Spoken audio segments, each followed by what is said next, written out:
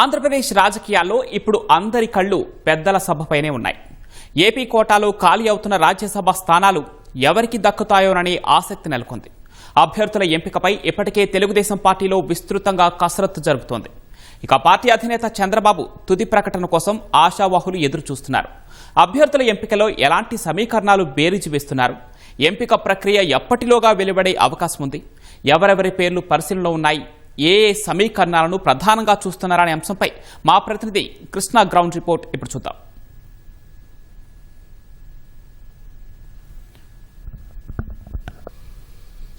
పవన్, ఏదైతే రాష్ట్రంలో 4 రాజ్యసభ స్థానాలకు ఖాళీలు ఏర్పడ్డాయో దీనికి సంబంధించి నామినేషన్ల గడువు ఎల్లుండితో ముగినుంది. వీటికి సంబంధించి ఎమ్మెల్యేల బలాబలాలు బట్టి 4 రాజ్యసభ స్థానాలకు అభ్యర్థులు ఖరారు చేస్తున్నందున రాష్ట్రంలో కూటమి పార్టీ మెజార్టీ సాధించుకున్నందున 4 స్థానాల్లో కూడా కూటమి అభ్యర్థులనే ఖరారు చేయనున్నారు. అయితే దీనికి సంబంధించి అటు సీట్ల సర్దుబాటు పొత్తులో భాగంగా ఇది కూడా ఖరారై 3 తెలుగుదేశం పార్టీని అలాగే 1 జనసేన తీసుకోవాలని చెప్పి నిర్ణయించారు. ఇందుకు అనుగుణంగా మొన్న రాత్రి తెలుగుదేశం అధినేత చంద్రబాబు నివాసంలో ఉప ముఖ్యమంత్రి పవన్ కళ్యాణ్ అలాగే బీజేపీ నేతలు జరిగిన సమావేశంలో అటు జనసేన తరఫున తమ పార్టీ అభ్యర్థిగా లింగమనేని రమేష్ను నిలబెడుతున్నట్లు పవన్ కళ్యాణ్ ఒక స్పష్టమైన సంకేతం అధినేతకు చంద్రబాబుకి ఇవ్వడం జరిగింది. ఆ తర్వాత అందుకు అనుగుణంగా నిన్నే లింగమనేని రమేష్కి సంబంధించి ప్రకటన రావడం, ఆయన ఇవాళ లాంఛనంగా నామినేషన్ దాఖలు చేయడం కూడా ప్రక్రియ పూర్తయింది. అయితే తెలుగుదేశం పార్టీ నుంచి మిగిలిన 3 రాజ్యసభ అభ్యర్థులు ఎవరా అనేది మాత్రం సస్పెన్స్ అనేది కొనసాగుతుంది.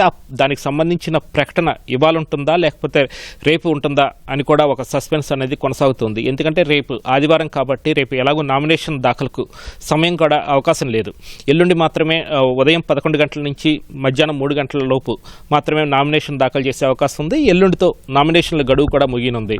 కాబట్టి ఈ అభ్యర్థులు ఎవరు అనే విషయాన్ని ఈ రాత్రికి ప్రకటిస్తారా లేదా రేపు ఎల్లుండి ఉదయం ప్రకటిస్తారా అనే సస్పెన్స్ ఎంతవరకు తీసుకెళ్తారు ఈ విషయాన్ని అనే చర్చ మాత్రం ఉత్కంఠ రేపుతోంది.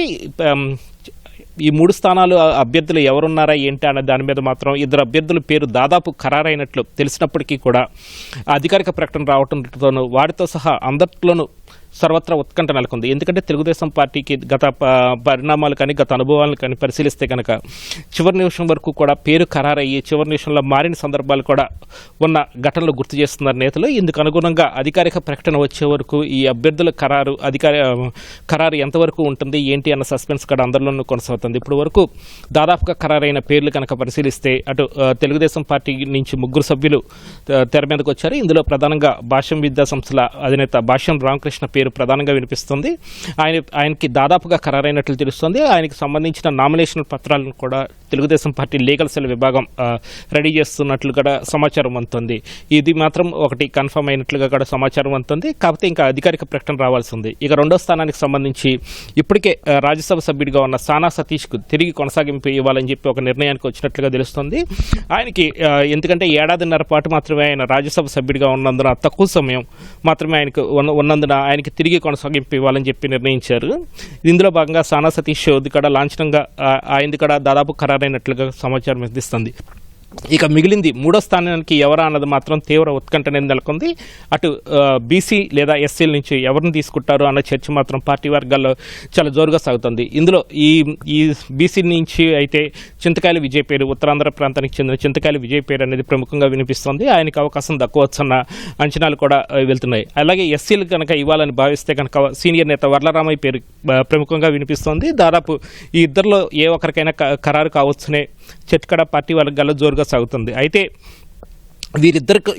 వీరిద్దరిలో ఒకరిని డిసైడ్ చేయడం కోసం అధినేత చంద్రబాబు ఇంత సమయం తీసుకోరు, ఎవరికో వాళ్ళకి ఖరారు చేసే అవకాశం ఉంది. కానీ ఆయన మనసులో వేరే ఆలోచన ఏదైనా ఉంది కాబట్టి ఇంకా సాగదీత ధోరణి లేదా ఈ సస్పెన్స్ అనేది కొనసాగుతుంది అన్న ఆందోళన అటు రేస్లో ఉన్న ఆశావాహులతో పాటు సర్వత్రా రాజకీయ వర్గాల్లో కూడా నెలకొంది. ఎందుకంటే గత పరిణామాలను కూడా వాళ్ళు చాలా సందర్భాలను కూడా గుర్తు చేస్తూ వస్తున్నారు.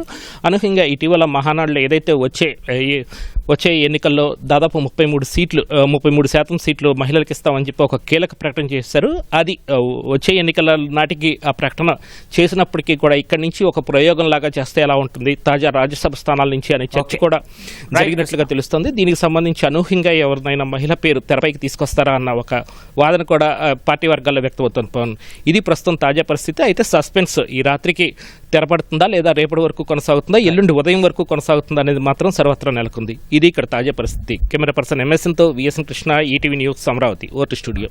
Right, thank you Krishna.